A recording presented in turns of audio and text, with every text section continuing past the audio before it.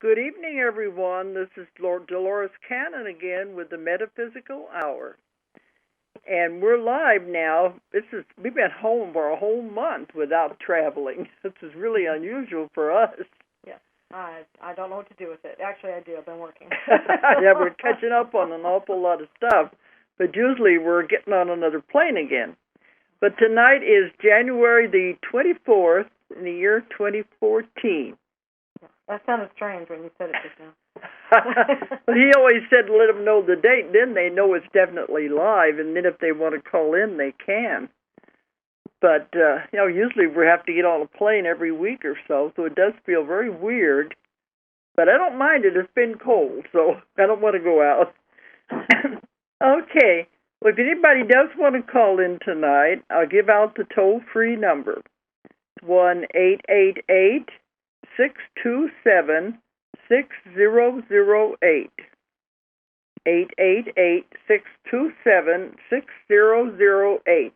And if you do call in, let's try to keep it with what the guest is talking about, the questions. Okay. We have Sherry Wilde with us again. She was our guest last week, and there was a lot of more we wanted to cover, and we never had a chance. So we decided to have her back again so we could continue with the conversation. You're there, aren't you, Sherry? I'm here, yes. Hi, Dolores. Well, Sherry is one of our authors, and we've just published her book just a few months ago. I don't think it's even been months. About a month? Yes. It's called The Forgotten Promise. And it's the story of Sherry's involvement with ETs all her life and what she had to go through to go from being in fear, not knowing what this was all about, until she finally got to understanding. And it shows once you understand something, it changes your whole perspective on everything. But we had some more things we wanted to cover. But Sherry, just catch up the ones who didn't hear last week. Catch them up on a little bit about you. About me and the story of the encounters? Correct. In a nutshell? Okay. Here last week. Okay. Okay. So I have had this involvement with these beings from another dimension my entire life, starting from the time I was very, very small up until... they're still involved. I'm still having contact with them. And I did not know what was going on in my life until I was almost 40 years old. And at that point, the dots started to connect themselves. It was time for me to wake up. It was, I think, after the Harmonic Convergence in 1987. It was shortly after that I became aware that there was something happening that was not normal. And certainly there had been a lot of memories and a lot of things that just were not typical. So I awakened to what was going on with me in about 88 or 89, and I fought against it tooth and toenail. I could not believe. I did not accept it. I just could never accept that something like that could happen. And so I looked for other answers other than what they were telling me. But the book details all the things that were going on in my life during that time, and how I moved through the fear. I feel like I was forced to go through the fear because I couldn't live with the memories with the memories and also with what was happening on a more conscious level. The more aware I became of what was going on with me, the more conscious I was of the contact. And it was just terribly frightening for me. But once I understood what was happening, I just started to wake up to it. And eventually in about 2010, it took a long, long time. About 2010 is when I finally made the realization that I was not a victim, but that I was part of a program, that I came here purposefully to assist the planet and to help with the shift into the higher dimensions. It's time for planet Earth to make that shift. And she needed all the help she could get because humanity had fallen quite low into fear and separation. And so there are millions of us who came in to help with this process. So since learning that, it makes it a lot easier, and my contact is a lot more benign, and I welcome it and actually really enjoy my guys. They have a wicked sense of humor, and they're very loving beings, and I'm grateful to be a participant in the program. So. See, that's what I found in my work. Fear is the strongest emotion a human has. Mm-hmm. If you don't understand something, you're afraid of it. Right. And that's where the mind just kind of goes off in all directions about all the fear comes in, and they're afraid of everything. But once you start understanding what it's about, then the fear goes away. It shines a light on it. You can tell. I'm getting emails now, and I'm getting people are talking to me now about their own experiences, and I feel really bad for the people who are still stuck in that place of fear. They're having these experiences, and all they know is, the small little part of it where they feel like they're being taken against their will. And, I don't know if it's still going on right now. My sense is that I don't know how much of that is happening now, but those who have had those experiences and are still agonizing about it, my heart goes out to them, because you only see the very top layer of what's really happening. You don't understand that you're a participant, that you've agreed to it, and that's why you're here.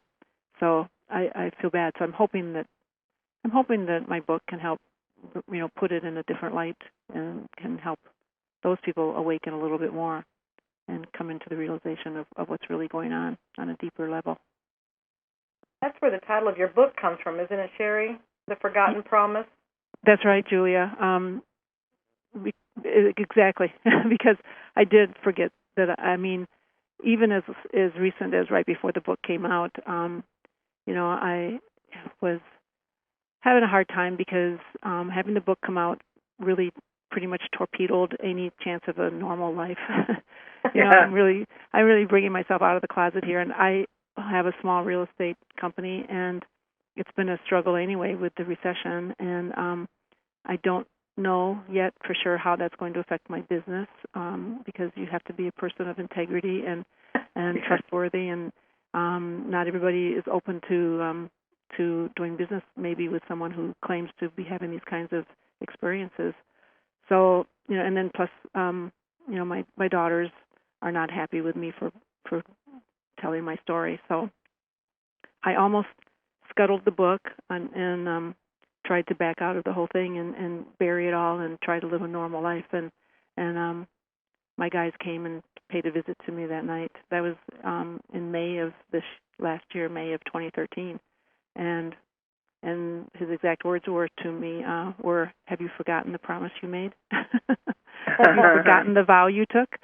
You came here." So So the title of the book came from that, definitely. Yeah. Uh-huh.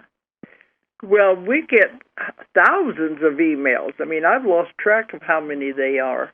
People having the same experiences, and the same way when I lecture at conferences. But there are always those few that are always saying they're afraid because they think it's bad and it's evil, and because they don't understand. But I think you find out there's a lot more people out there that have had these experiences and do believe in this, but they don't want to talk about it. They just they're afraid of what people are going to say. Right. I agree with that, Dolores, because I'm astonished at I'm talking to people in my own small community here who have said, don't tell anybody that I said this, but, I want to talk to you about, my child, or about when I was younger, or this or that.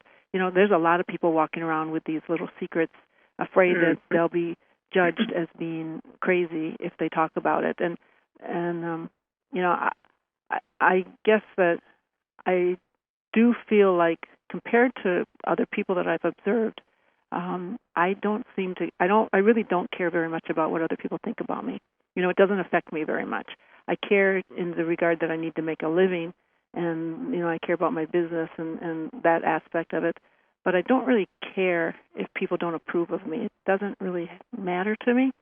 So in that regard, I'm pretty fearless as far as stating what is my truth, because if they're not ready to hear it, that's not a problem for me. I can accept that, So not everybody feels that way. I know that. There are a lot of people who, what other people think of them is really everything to them. I mean, I've seen it in people who are very close to me that they need to have that kind of approval. And I don't understand it. I never have understood it, but I see it in them, so I know it's real. Mm-hmm. Mm-hmm. Well, see, we have other authors who are going through the same thing, and one of them, and her name is Sherry also, Sherry Cortland. I think we've published 3 of her books now. Yeah, we're working on 4. And she's a businesswoman. She's out there in the corporate world, and she was terrified. Her book isn't UFOs, but it is metaphysics and spiritual. Automatic writing, talking to her guides. I mean, the same thing. She was scared to death. She was afraid she was going to lose her job, that they think she was crazy. And she finally did the same thing. Just go ahead and do it. I guess her guides pushed her into doing it. And because she was afraid what was the business world going to think? What was her boss going to think? But it ended up they were very receptive. And she found out most of these people do have had their own psychic experience. And just the same way, they're afraid to talk about it, don't understand it. Yeah, well, now they're confiding in her. That's what what you'll get. Yeah, absolutely. So you just live your truth. That's all you can. Well, and I think that's happening more and more to people, because I think that's part of the awakening that's taking place on the planet. It is those of us who are willing to speak up about something that's typically not been acceptable, but people have to start changing their minds about what the reality is, what the truth is about this world, this planet that they're living on. And I think sometimes the only way they're going to do that is to confront them with something so totally different that it forces them to look at their own life and their own belief system, Well, they say that's why catastrophes happen, because that's a great way to shake people awake. Right. I agree. I think that I know I teach. I have a Course in Miracles class, and sometimes I find myself saying, if you've got a lot of issues, a lot of problems, and you're being confronted with a lot of challenges, you know what? Be grateful, because that's just your higher self putting these catalysts in your way, so that it forces you to wake up. So you're being sent a message, and be grateful. You're not going to learn anything if you just come here and just have a boring life with nothing happening, nothing to challenge you. So not why we came. Yeah, exactly. Some people have what I call resting lives, where nothing happens, but because what they're resting up from something else. Yeah, we have the same thing. I talk in lectures about it, that you come in with your plan and you decide the experiences you're going to have. Right. It's all about lessons and experiences to learn from. Right. And people say, well, I don't understand that. They've had very bad things happen in their lives. But I asked them, did you learn anything from it? If you learned one thing, then that was why you had the experience. So things that we think are negative really are teaching us things. I know it. And it's hard to get to a level where we see it for the truth of what it is. We take life so seriously because we believe we're a body. When you come into this dimension, you immediately start to think you're separate and that you're a body. You forget you're part of the oneness. And so you take it so seriously. So things like, illness, death, loss of loved ones, those things are very, very sacred and serious to us. But from a really higher perspective, it's kind of like part of a game that we're playing to come in and roles and and it's hard. You tell people that. I mean, you have to be careful. You can't say that to somebody, right? But it is the truth of it. I mean, and same with being a victim. It's simply not possible to be a victim. It's just not, because nothing happens to you without your consent on some level. You agree to it, and it's just part of the dance of life that we're participating in order to experience ourselves. We're each a piece of the Creator, a part of the divine, and we're just here experiencing an experience, just for the fun of it, for the enjoyment of making our way back home, So, Well, that's what I'm always telling everybody. What I found in my work, life is nothing but an illusion. Right. It's just a play. It's a play. All the actors on stage playing their parts. And Julie likes the concept of a game. She talks about that in her lecture. Yeah, I have a lecture, and it's actually called Game Board Earth. That's interesting, Julia, because that's the way I always say it's like Monopoly. It's just like the game Monopoly. Is hardly any difference between this life and the game of Monopoly or the game of life, if you've ever played that game. Exactly. I agree. Yeah, the toss of the dice. Yep. You know. Yeah. And then I wanted to compare it a little bit to the computer games, how they have the levels, and they have to master the level before they can move on to the next level. Oh, and then yeah. Things happening to you. Yeah, that's good, because that's how it is, because you know how things will get really tough and harder, and you'll get it, and you can literally feel yourself breaking through to the next level, Absolutely. and you can feel yourself going up that, what I think of as the ladder of life, as you go up to the vibrational, raising your vibration. And as you do it, you can feel the challenges get easier and easier and easier as you learn the lessons. But then you break through, and there you are on the next level, and you're starting all over again at the bottom, and things are tough again. Absolutely, because the next level will be more challenging, because that's how it's designed. You designed it that way. Exactly. But I couldn't figure out. It took me a while. I was like, okay, why am I? I'll get to where it seems to be smooth sailing, and then all of a sudden it's like, oh crap, Yeah. But it's because you're breaking through to the next little step up, Exactly. So makes it easier if you understand, So, yeah, and it's interesting stuff. It's an interesting game that we've set up for ourselves here. But I do agree also that it's an illusion. Being a student of the Course in Miracles, I really, really believe that, because it makes perfect sense to me, and it makes it easier to be here. Definitely. Right. Well, then you realize how malleable it is. Right. And how we really are creating it. Absolutely. Definitely, we're creating it by our thoughts. So. That's what Julie says when she's lecturing on her part about the game. She said, if there's always gamers out there in the audience in the lecture, and she said you go on and you play the same game over and over and over again. After a while, it gets boring.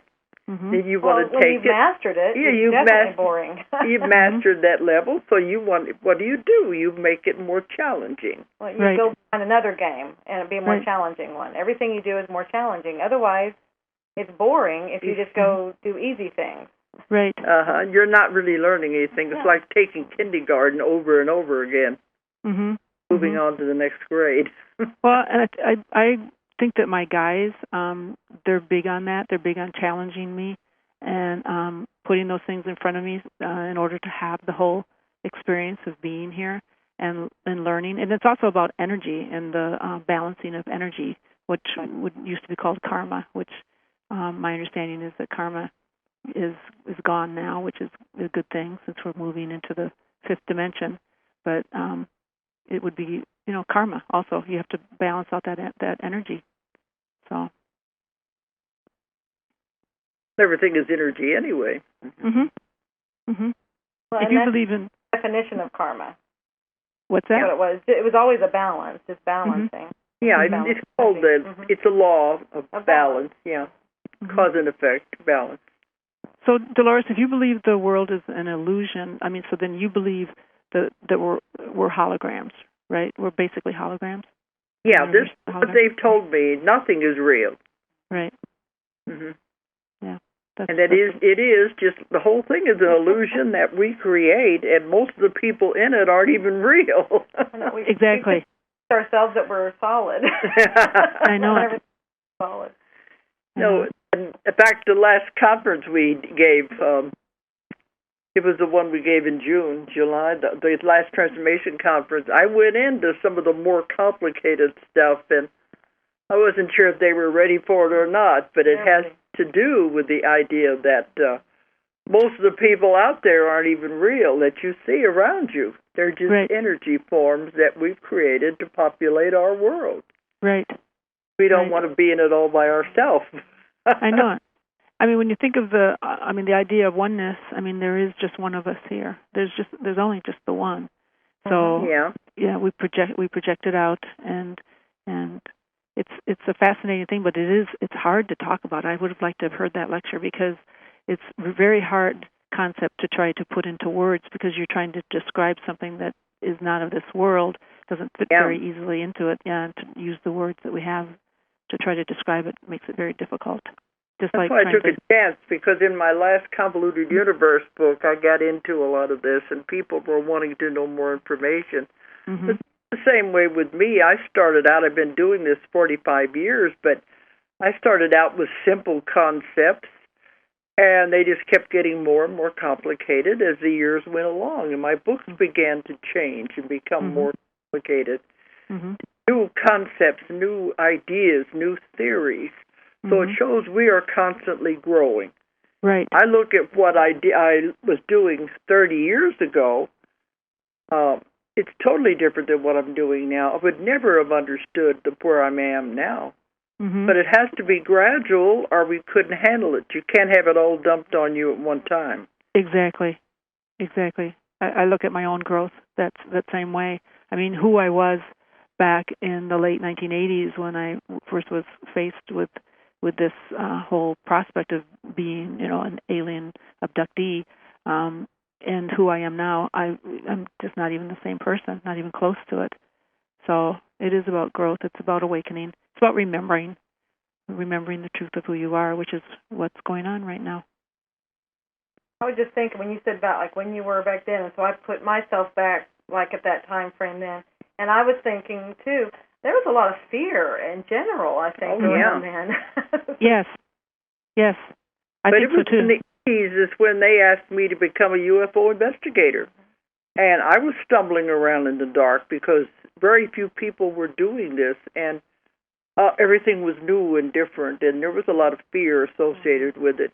So I can see where I started out then and how I gradually got my beliefs changed. Mm-hmm. Written 4 books on UFOs, and each one has gotten more and more advanced, I guess you would say, as we got more information. So at the 80s, I think there was something going on there. You mentioned the harmonic convergence, and I really don't know a lot about that. I've heard some about it, something to do with alignments and things. You probably know a lot about it since you mentioned it. Well, I don't know a lot. I only know that it impacted me amazing, almost more than the 2012 date. So for me, I remember the date, even though I didn't know that that's what was happening. I remember that date in August, taking time off from work and spending it outside, climbing up on the hill behind my house, and I had an opening. I had something happen to me, and I'm assuming that it was on the dates of the harmonic convergence. It was sometime in mid-August of that year, and something definitely happened to me up there, and what year everything was changed. 1987. 87? See, that was the end of the 80s is when everything shifted for me, and I began to get in this different kind of work. Something was happening in the 80s. It was that influx of light. I mean, that's when it was. I think what it was. Humanity wasn't going to make it in time for the 2012 portal, the opening, for us to shift into the higher dimensions. And my guys told me that. They said, we're going to teach you to be a light reader, because there's going to be some on the planet who are going to be ready to move on. But for the most part, it doesn't look like humanity is going to make it, unfortunately. If enough people get of a high enough vibration, it will have the effect of pulling everyone up. But right now you're falling way short. But the harmonic convergence was just part of the whole plan, the grand plan. It shed, just put tons of light onto the planet and awakened a lot of us, including those of us who came here as volunteers, myself and all the many others, those who were ready to awaken and kind of go to work for the reason we came here. That's what I feel like. I feel like that's when I got my marching orders. It's like my whole life changed. And, it's like before that I got to just be a human, a normal human. Exactly. You got to deal with all the drama, all the other stuff. Yeah, that's why I ended up writing the book, The 3 Waves of Volunteers, because I was getting all this information. And they're here to help their energy to help raise the vibrations and frequencies of the earth. And they have very specific jobs, and a lot of them had no idea. Yeah. So it's changed a lot of people's lives when they finally realized it, you know. Yeah. I mean, it was a relief to me, Dolores. You have no idea what a relief it was to me to find out that that the information I was getting, and I got it when I was out on a walk out in the desert. I'd been asking why do I have so much activity, and is this real, and what is this about? And I went on this walk, and it just, they download stuff, and they do it in the weirdest way, but I got that download of information that I had signed up, and I could remember it. And I do now. I remember volunteering to come here. I remember this I don't know how you would put it. There aren't words for it, but there was this impulse of knowingness that planet Gaia needed assistance, and that, you know, there was this call for volunteers, and I remember responding to it. I remember that I did that, and but when I first had that thought, I started immediately to doubt it, and I was like, "Who do you think you are? You know, come here to save the planet.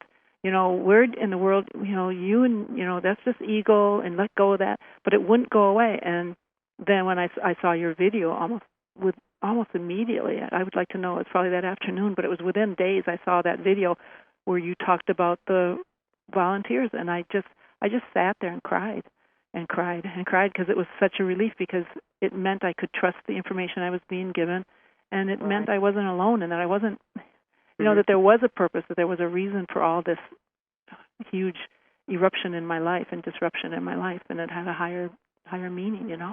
So it was awesome. Yes.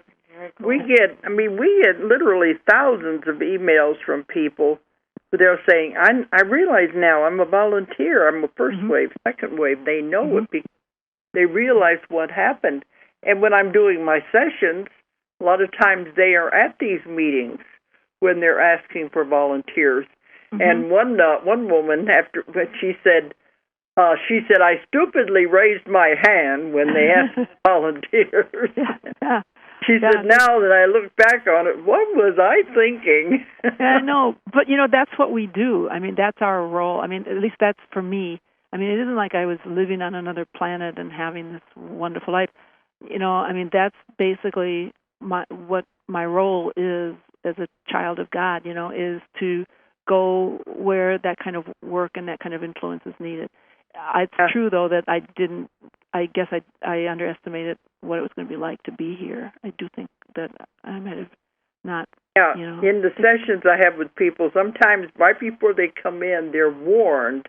The guides over there will warn them, are you sure you want to go? Now, you really want to go. You don't really know what you're getting into. I know. And they're given a chance to back out if they want to. It's very hard, you know, because there's a big answer here, but first of all, you're aware, there's enough of you, at least right now, I remember unity consciousness. I remember what it's like to be in awareness of my oneness, and it's a wonderful, wonderful state to be in. And so it's very hard to be cut off from that. It's hard, and it's harsh here. But what it does is it teaches you just how badly you are needed here, too, because the poor souls who have been trapped here for millions of years, caught in this cycle of rebirth and death, you know, I can see how it's just terrible, because I've only been here this one time, and I fell into the whole idea of, I never bought into it a lot, but, you know, you start to believe you're a body, and you start to get caught up in the whole trappings and the illusions of the world, and so you forget your connection to Source, and it's a terrible, lonely place to be, just terrible. So I can't imagine having lifetime after lifetime here. And so that's what I found in my work. They said the Earth is very unique. It's the only planet in the universe that does a whole lot of things. That's why we're very unique. It's very difficult to live here. It's the most difficult planet in the universe to live on. That was one thing they said it is different about us, is that we forget when we come to Earth. Right. They don't. The ETs don't. They said, we remember our plan. We remember our contract. We don't. Yeah. But it's all part of it. I asked them one time in a session, why do we forget? Wouldn't it be easier if we could remember, and we could remember our contracts with everybody? They said, no, it wouldn't be a test if you knew the answers. Right. And, we have and plus, to stumble our way back all by ourselves. Mm-hmm. Yeah.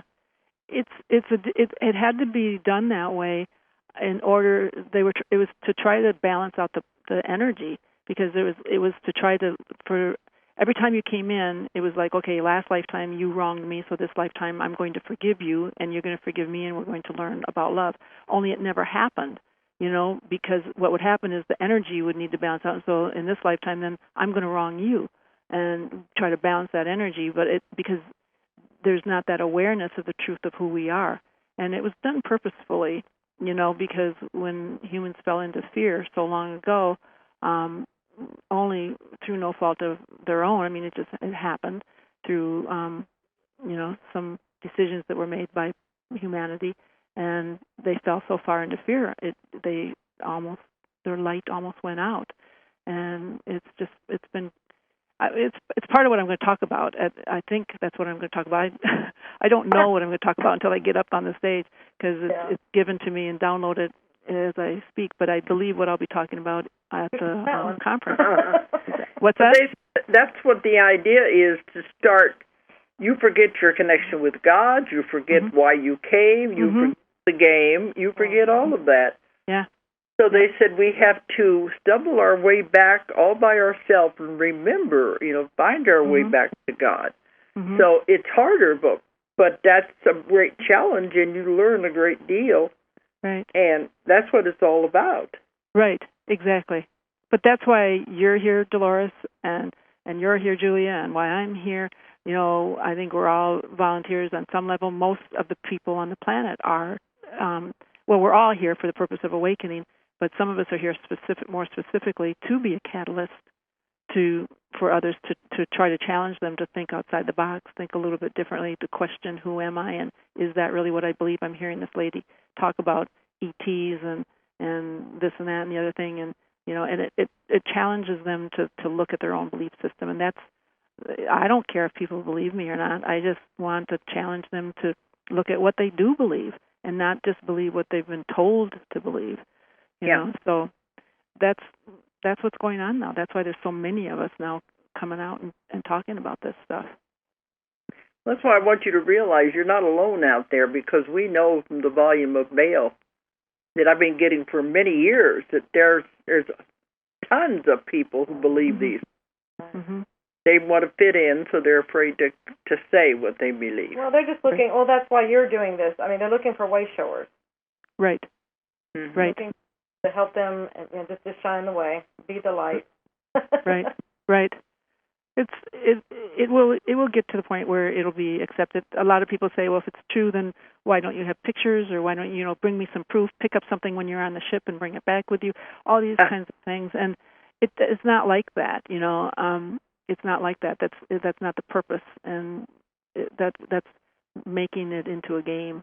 Like what Da told me once when I asked him if he would show himself to yet another person, because I get a lot of people, I want to meet him, and I've requested it, and he's been kind enough to do that enough times that I think, I'm surprised at how many times he's done it. But when I asked one time, he said, I have it on my blog, but I think his response was, do you think I am nothing more than a circus act that you can parade out to show off to your friends, or something like that? And I had to laugh at that because it, that's not what it's about, as proving that they exist. It's having the belief system and acknowledging they'll show up once we believe in them. They're not going to show up to prove to us that they are real. That's doing it backwards. Oh, that's that thing. I'm sorry to cut you off. No. Well, that's something that they've been saying to me for several years now, as far as the change and the shift and everything. They said, you will see it when you believe it. So it's interesting that you just said that, because that seems to be a key phrase right now. Right. Just start believing, and you'll see some of these things you keep asking for. Absolutely, Julia, because go back to what we were talking about before, how this is a world of projection and perception. We decide what we're going to see, and we project it out, and we see it, and that reinforces our perception and our belief in it. And yeah, I'm always saying in the lectures too, there's no amount of proof will ever convince a true skeptic, and that a believer doesn't need any proof. Exactly. But there was some book out there, I don't remember who wrote it, where the woman was on the ship, and they were showing her a book. And it was a small book, had a lot of their writing in it and everything, and she really liked it. She asked him, "Can I take it with me?" And the woman said, "Yes, you can."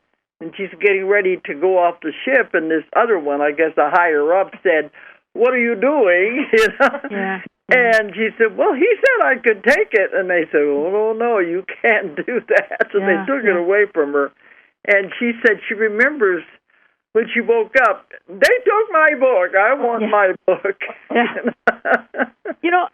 Now I wonder if that would have made it into this dimension, because if her guys are like my guys, they're on a different level of vibration, and that exists in that vibration. But I'm wondering if it would even come down into this vibration. I don't know. Not all another dimension. Some of it is solid. Yeah, it is. They're solid, but they're solid in that frequency. The same reason they can take me through walls, and they take my body, physical body, through.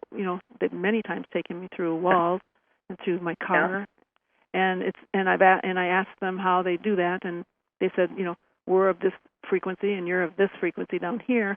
Your physical body is, so we bring your physical body up here and we come down to here, and this is just an illusion. It's not a real solid wall anyway, and and that's how it works. So, silly person.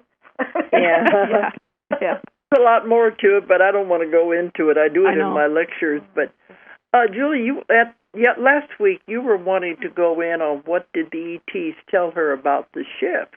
Yes, that's what I was hoping we could get to that and don't run out of time again. You said that's your favorite part to talk about, so I would love to hear what they told you was going to happen.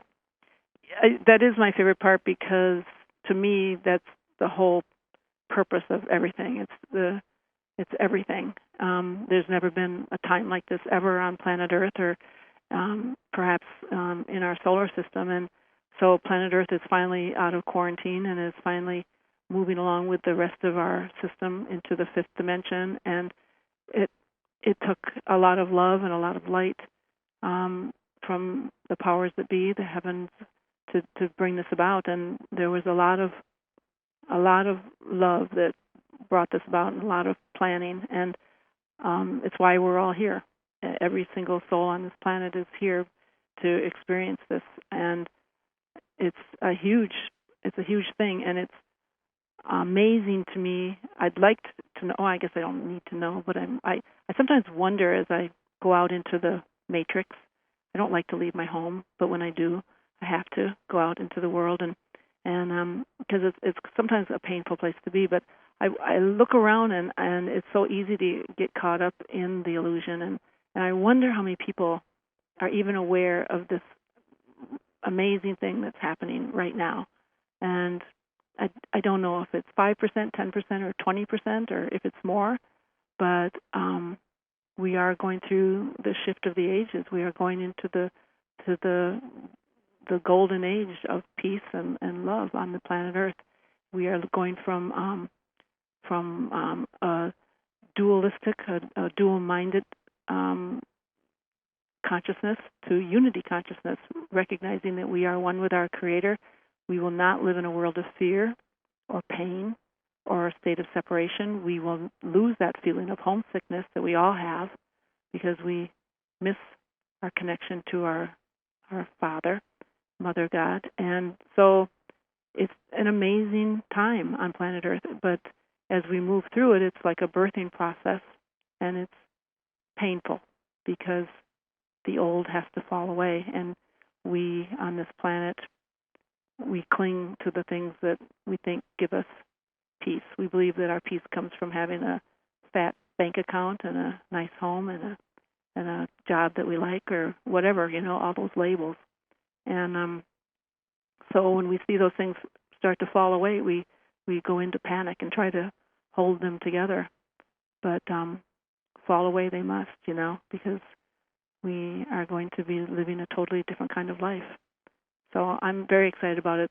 As far as what my guides told me, I mean, it's been everything from the very beginning. The 3 important things that they taught me, which are outlined in my book, and are part of the groundwork for that. But what they told me back in 88, 89 was that humanity, right now on planet Earth, there were humans who they said it's all about vibration, and that there were some on the planet who were of a higher vibration and wanted to live in peace and knew the truth of who they were and were ready to move on to the next higher level. And that there were those on the planet who still believed in war and conflict and in domination over others. And they said, there's no judgment in this. There's no judgment. It just is what it is. But those who want war should not be allowed to force that upon those who want to live in peace. And the planet is too small. We can't share the same time space. And what they did is they showed me a magnet, 2 magnets actually, and they said, see how the 2 ends of the magnet cannot share the same time space. They said, you've got they repel each other because they can't. Positive and the negative cannot live together, and what's happened on planet Earth is there's been a split. So those who want to move on to the higher frequencies will do that because Gaia, Mother Earth, had decided she was going into the 5th dimension. She was not going to hold back her ascension any longer. She'd already done that more than a few times, and she wasn't going to do it again. And so those who were ready to move into the higher frequencies would go with her. And those who wanted to still had more lessons to learn and wanted to stay in that lower frequency would be allowed to do that and would continue on their journey, but they would be taken to another planet where they would continue on their journey. Well, that caused me a tremendous amount of fear. And I asked about my children, of course, and my family and my loved ones, and how could they do this, and how could God allow this? And they were going to be splitting up, family. I mean, I just couldn't believe that was real. But we hear these at every lecture. They assured me that this is the way it was going to be. And at that point, and it took me a long time to sort through this, but at that point, that's the way it was. And I guess for a while,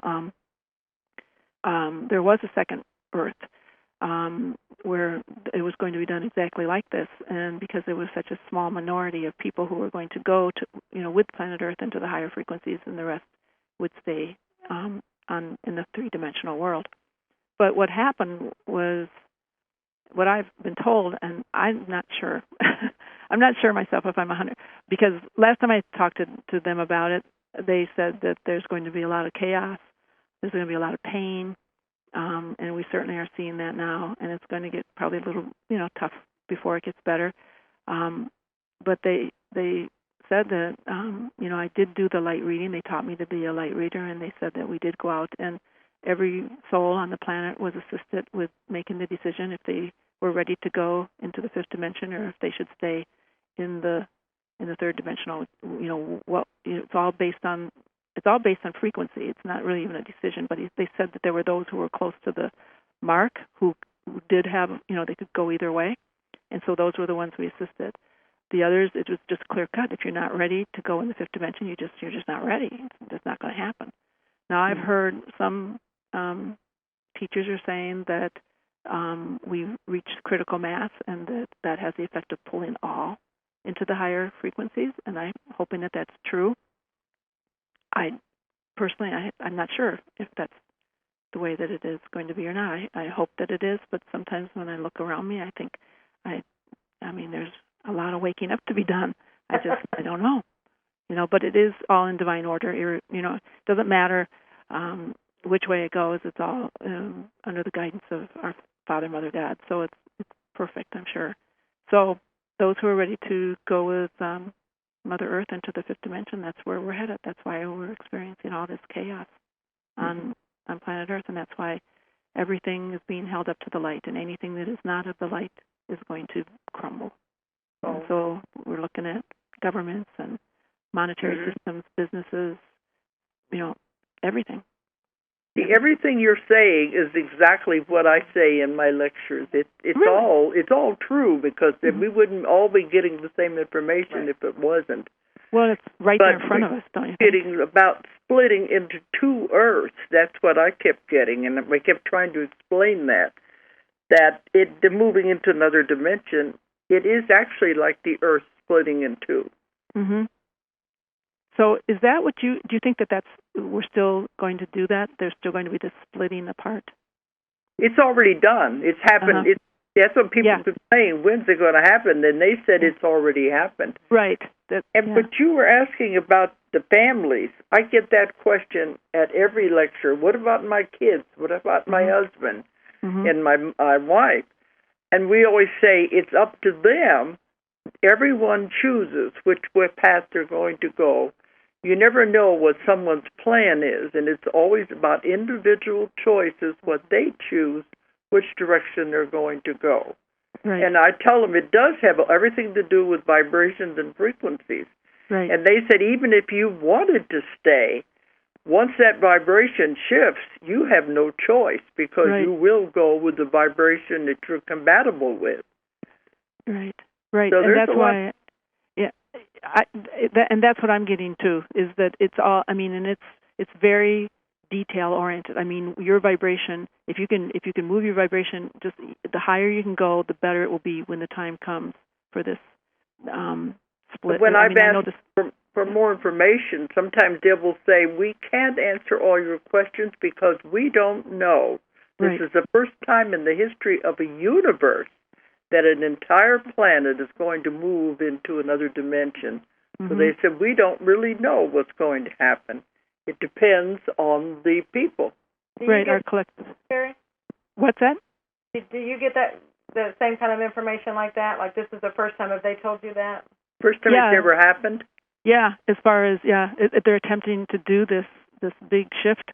That's why there's so much assistance here, and that's why there's been all this attention from all these other galactic families. You know, we've got from all the different worlds out there are here giving assistance, and but because what we're doing is the light that's coming out of the planet now is activating our pineal gland, and so it's opening up us to the way we were originally created to be. Humans on this earth were originally created with a 12-strand light, and that was shut down to like this double helix thing. I won't pretend to understand it, but basically they were really shut down. So that's all opening up now, so that we can be as we were originally created to be, and so we will have that awareness of our connection to Source and our connection to one another. So if that happens, then in that regard, it would seem that everyone on the planet would benefit, and maybe all will move into the fifth dimension. That would be a beautiful thing. But it is all in divine order, and you will go according to your vibration. That much I learned because they taught me that, because they taught me to be a light reader, and everybody's light is different. You're getting the same information that I've been getting and that I've been writing about, and that's what I like. But it shows it's valid if we're all getting the same information. But you said you thought there was only a small percentage that thought we were actually going to move. But we, I don't know, maybe it's because we have more access to the metaphysical community. We speak at all these conferences. I think it's a bigger percentage. Oh yeah, now it is. Back in 88, 89, when they talked to me about it, they said it's not looking like you're going to, I mean, he's put it in those terms, it's not looking like you're going to make it, is how he said. Back then, I can see. Yeah, it's been a miracle. I mean, it really has been a miracle. That's why it's so interesting to me and sad to me that there's so many people who they're not aware of this. I wish everyone could hear the story of Earth humans and what they've gone through on this planet, because someday it will come out. But if they knew just how unique and amazing they are to have persevered through this dark time on this planet and to now be being ushered into the light, I mean, they have no idea what's in store for them. I mean, I think that help a lot of people to just feel more positive about things, because it's pretty tough right now, and if they don't know that. They have been working on the DNA of everyone on the planet. Mm-hmm. So the children are coming in with the DNA is already in place, but the rest of us had to have the DNA activated and escalated. Right. Yeah, so they've been doing that for a while. Right. They did that with me. They said they were doing it early so that I could be of assistance to those, so that I wouldn't be held back by that. So they did that. Yes, they activated those of us who came as volunteers and were ready to assist. They did that sooner with us. They did say, though, that we have reached critical mass, and there are hundreds of thousands of volunteers on the earth now, and they said now they have confidence we will do it. We will save the earth. Mm-hmm. I know. It was interesting. Where was he, in China? I've been giving classes in China, Japan, Taiwan, and in one of those, they were just doing their practice sessions, and they came in, and they contact this part that I speak to. It's different than the part you speak to. And they said, go back and tell the whole class it's very important that you get at least, they said, 8-9 hours sleep every night. Oh. In China? Japan? Okay. Japan, yes. Because they said it's very important to tell them they must get 8 or 9 hours sleep every night, because that's when they're working on the DNA. Mm-hmm. And they used to do it at night anyways. A lot goes on at night people don't realize. Oh, I know. But they said that's when they're working on the DNA, so it's very important to get a good night's sleep so they can work on you. Mm-hmm. But he said, well, what about naps during the day? And they said, no, that's not the same thing. It has to be a good, deep sleep. It has to be solid.